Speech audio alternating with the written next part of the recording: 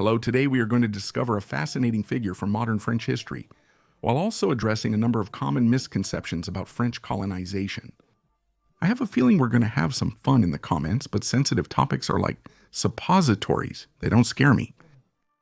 So here comes the story of Félix Eboué, for those of you who don't know him or who are just thinking of the comedian in broad strokes.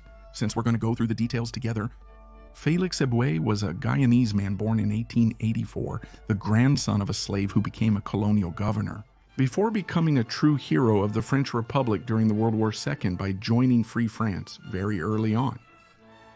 Today we'll uncover the reasons and context behind all of this. By hero, I mean a person who embodies an ideal of strong character and moral elevation within a specific value system, as defined by the Centre National de Ressources Textuelles et Lexicales. Why talk about Félix Éboué? In addition to his fascinating life story, he is also a product of his time. As someone from a successfully integrated Republican background, he does not deny his origins.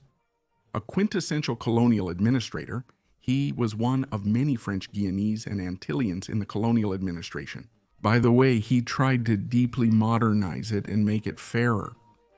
Despite being a man of law, he quickly joined General de Gaulle after the moral collapse of the political class in mainland France. That's why I wanted to talk about this person's journey while putting it back into context to better understand him and his era. Félix Éboué was born in a unique context. The French Third Republic and its colonial empire, including French Guiana at the late 19th century. To understand Félix Éboué's journey, it is crucial to grasp the Third Republic's general approach, including its attitude toward its colonial empire. The Third Republic aimed to reinforce its political standing at the time, especially by strengthening the concept of the French nation. As it had been envisioned by the French Revolution, to do this, they sought to establish a universal school system within which a number of values and a sense of attachment to the country were instilled, including within what are called the Old Colonies, which are the colonies inherited from the Ancien Regime, among which is Guyana. Next, to summarize the colonial approach of the time, in very broad strokes but without the usual caricatures, the French colonial culture of the Third Republic is based on two things. First of all, on a purely pragmatic desire for territorial conquest, mainly for geopolitical reasons, with the colonial act also being considered as part of the country's progress. This approach should be rooted in the universalist values of the French Revolution, viewing the French nation as a bearer of freedom and development to the populations it liberates. In reality, there was a discrepancy with this perspective, primarily represented by what is now known as the Indigenat regime, which, in fact, consisted of disparate practices, depending on the territories and populations. In other words, Algeria had certain rules, while French Congo had different ones. This system, applied to indigenous populations and outside French law, allowed forced labor and sometimes terrible abuses. It's important to keep all of this in mind, both the somewhat idealistic colonial culture, which helps us understand the reasoning of many French people of the time, such as Félix Éboué. In contrast, the practice, with more examples to come, helps us understand the potential scar left by this period without oversimplifying it. To put this into context, it's crucial to understand the situation in French Guiana during that period. In 1848, under 40 years prior to Éboué's birth, France finally abolished slavery. This event was significant for Guiana, not only for those freed that day, but also for the territory's social structure. Dr. Arlette Capdepi, a contemporary historian, proposes that the end of slavery and the small Western population in the area, this led to the rise of a Guianese Creole middle class, primarily consisting of people with mixed African and indigenous heritage. Félix Éboué's parents belonged to the middle class, who actively sought to integrate and participate in the French society of that time, without ignoring the cultural specificities linked to its history and the territory where it emerged. The historian notes that the French Guianese sought assimilation, a term used then. I will revisit this for them to be considered full French citizens with equal rights, duties, and civil and political opportunities.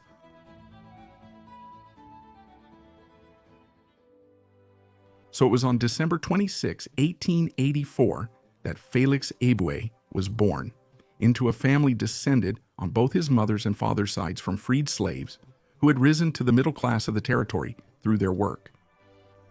As an anecdote, his last name Éboué is of African origin. The person who acquired his ancestor allowed him to keep his original African name. This was not a particularly common practice.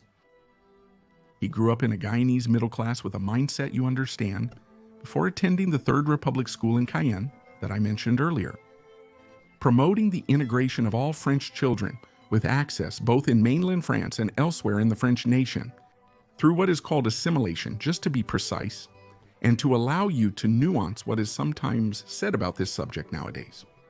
The assimilation practiced by the Third Republic did not mean, in theory, the erasure of an individual's or a territory's identity, but rather its integration into a coherent whole. Although this should be qualified, since it was logically also used as a means of dominating conquered populations. Félix Éboué, a true child of this era, does not deny his origins. For instance, he will recall the tales of his grandmother, a former slave.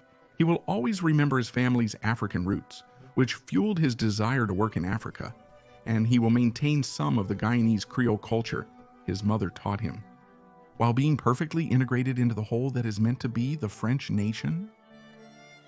After his education in Cayenne, his good results allowed him to earn a scholarship. In September 1901, he arrived at Montaigne High School in Bordeaux, where he earned his philosophy baccalaureate in 1905. I would also like to clarify something that provides additional nuance to our perception of that period. In Bordeaux, a major colonial port at the time, Creole and black students were not segregated. On the contrary, there was no real distinction, and they were fully integrated into their social environment. Later, he attended the Colonial School in Paris, which trained administrators for the French Third Republic's colonial empire. After graduating in 1908 at age 24, he insisted on being assigned to his ancestral land of Africa and was posted to Congo. French Congo, which would become French Equatorial Africa or French Equatorial Africa 2 years later, where he arrived at the beginning of 1909. During his entire assignment, he would serve in the administrative division of Lubangui-Chari, a territory that is now part of the Central African Republic, within which he would be assigned to different districts. Éboué arrives in a difficult situation as he is immediately confronted with the harshness of the colonial state of that time within this territory, something he was unprepared for considering the French theoretical logic at the time. Yes, I repeat, we must not ignore this issue. Colonization was a brutal and degrading experience for many global populations. As for French Congo, the violence was mainly caused by the large concessionary companies, whose only goal was to exploit the territories. They were present in the early years following the conquest of the territory. Long before Éboué's arrival, the state barely controlled them due to insufficient administrative resources for oversight. These companies had little scruple about their methods, which were often brutal and sometimes simply cruel, leading to revolts that were just as brutally repressed. Compounding the issue, some administration members sent to recently conquered territories had dubious backgrounds, as the aim was merely to relocate them. But despite this context, Éboué did his job there and did it well, according to what can be understood from the reports and letters about him. He also took an interest in the people he governed, particularly by studying their culture and lifestyle. When World War I began in 1914, he requested to be sent to the front lines, as did many Guyanese. He believed that fulfilling this patriotic duty, the duty of bearing arms, was essential for citizens who wanted to be fully part of French society at that time. The colonial administration would deny this request, requiring officials to stay on site. Understandably, during wartime, the already limited on-site military personnel was reduced even more. The concessionary companies took advantage of the resulting administrative weakening to further exploit the territories they controlled. By regularly using brutality and causing food shortages, knowingly encouraging rubber harvesting at the expense of food production, Éboué would actively try to restructure all of this by organizing, on the one hand, mandatory diversified food production, while also creating food stocks that in fact better protected the population from famine.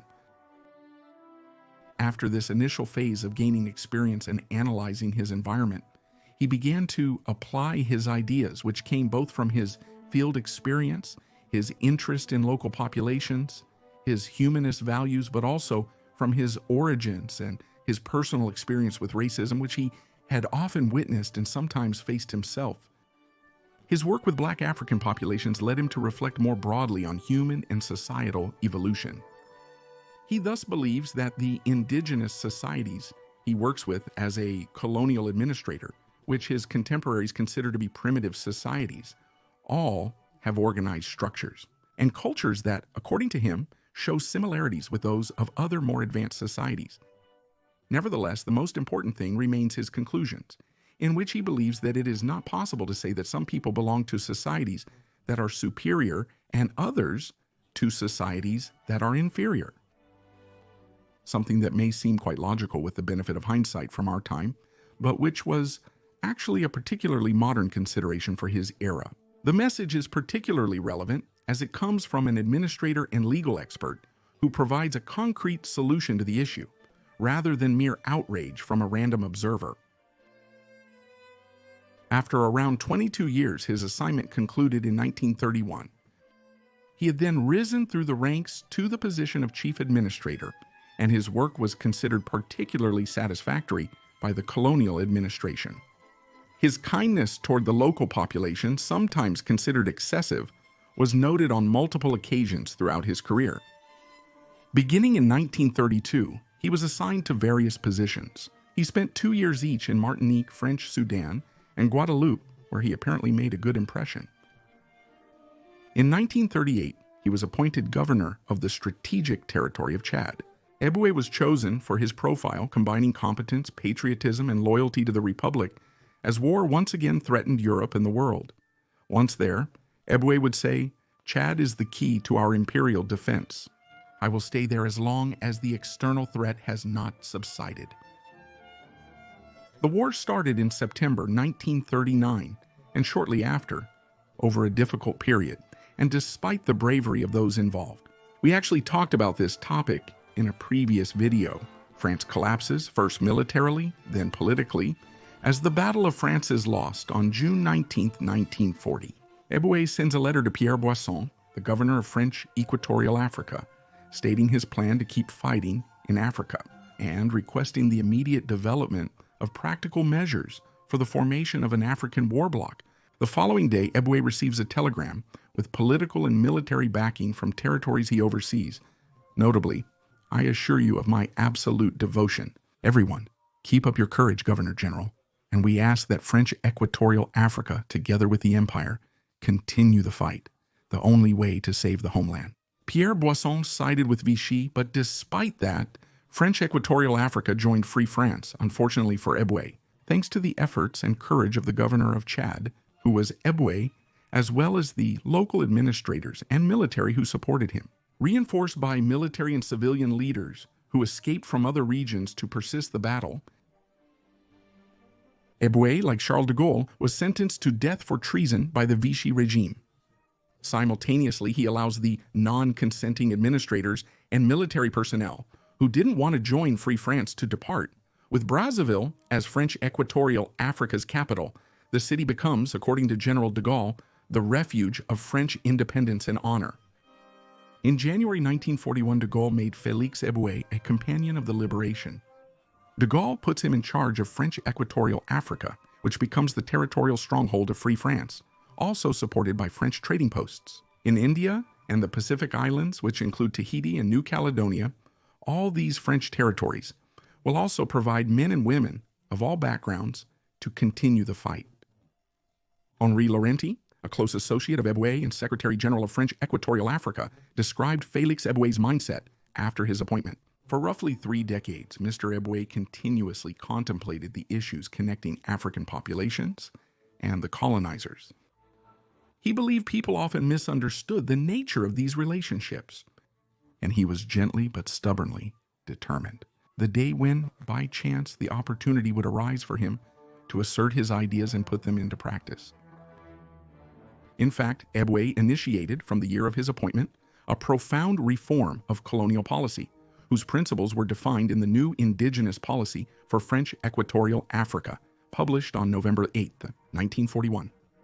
In his opening statement, Éboué declares this is not just an innovation but a revolution to end what he calls outdated practices. This policy aims to restructure the French Empire so that it is more coherent, more respectful of the peoples it governs, and more efficient, for the benefit of all, natives and non-natives alike. He advocates respect for the traditions of the governed peoples, which Eboué studied, as well as support and respect for traditional chiefs. To comprehend the local chiefs who constitute a form of local aristocracy and authority due to their birth. According to Eboué, these are the people on whom France must rely on the one hand, and on the other hand, whom it must educate. Developing existing social structures to transform natives into excellent citizens of their own country first, and then making them citizens of the empire. They also advocate for a significant improvement in the working conditions of the natives, with their interests, their health, and the vitality of local communities once again becoming central. Although in practice it remains a quasi-feudal model, where the colonist plays the role of a local baron and the natives are tied to their land. He will struggle to fully implement this, but his efforts and perspective will be highly influential, without being the only one influencing French colonial culture. In January 1944, the Brazzaville Conference opened, aiming to determine the role and future of the French colonial empire after the war. General de Gaulle opened the conference with a speech in which he declared, in French Africa, as in all other territories where people live under our flag, progress is not truly progress if the native people do not benefit from it morally and materially, and if they cannot gradually rise to participate in managing their own affairs in their own country. It is France's duty to ensure that this is the case. The conference's conclusions align with this spirit and logic. This is not about decolonization, but a profound administrative, social, and human restructuring. This should lead to a kind of federation of administratively autonomous states within a French bloc. This follows Éboué's logic. Before turning the natives into French Africans, the goal is to first make them good citizens of their own land.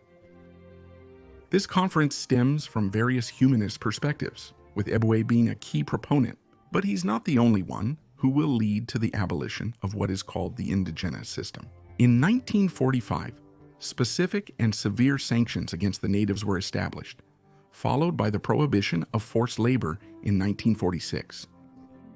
These are major advances for the populations of the occupied territories, and the change in mindset, at least among some parts of the colonial chain, is real. In May 1944, 3 months after the conference, Félix and Eboué, who had been in poor health, died.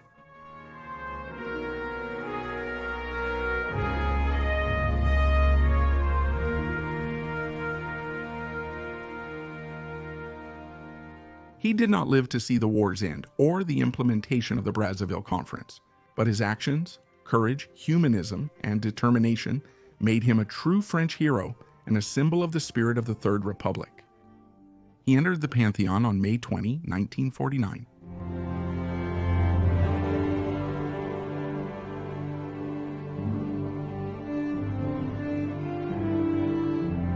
Today we explored the story of an extraordinary figure while touching on a sensitive, emotional, and often caricatured subject: French colonization.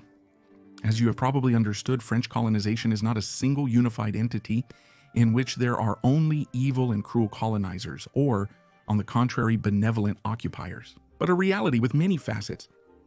This colonization is rather schizophrenic. On one hand, there is a common desire in human history for conquest, driven by economic and geopolitical motivations, often resulting in the oppression of conquered peoples. And on the other hand, there is an approach of assimilation and expansion of the nation, as well as its territory. These two approaches, torn between political and economic efficiency versus humanism and French-style assimilation, would clash until the end of the French colonial empire. The belief in French cultural superiority over the conquered peoples further complicated the situation. It's crucial to recognize the lasting impact this era had on numerous regions, while also putting the colonial approach into its context by fully understanding the reasoning behind it and its objectives. The French nation's principle has never been based on ethnicity, but rather the opposite. It claims to be universalist and can historically be seen as a cultural bloc that seeks to expand with certain frictions, as you have identified thanks to today's topic. I hope this topic was as interesting to you as it was to me. I know that we touched on some sensitive topics today. I hope I summarized satisfactorily, and I thank my reviewers, Quentin from the Sur Le Champ channel and Tony A. Thank you. See you soon.